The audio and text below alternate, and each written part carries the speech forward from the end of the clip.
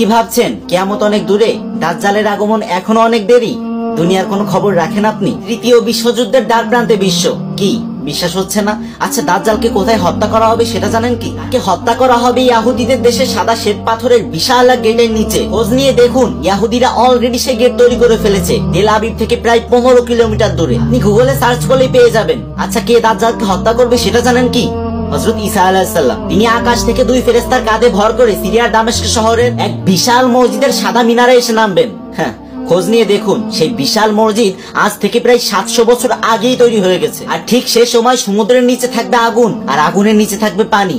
কি শুনতে আজব লাগছে, তাই না? একটু খোঁজ নিয়ে দেখুন, প্রশান্ত মহাসাগরের বিভিন্ন স্থানে এখন পানির নিচ থেকে দাউ দাউ করে আগুন বের হচ্ছে। তখন আরব দেশে বরফ জমতে থাকবে। খোঁজ নিয়ে দেখুন, গত 2 বছর ধরে ঠিক সেটাই হচ্ছে। ইরাক আর সিরিয়ার মধ্যবর্তী ফুরাত নদী শুকিয়ে যাবে, আর সেখানে বিশাল এক স্বর্ণের পাহাড় ভেসে উঠবে। এটা নিয়ে সবাই যুদ্ধ করবে। আজ ফুরাত নদীর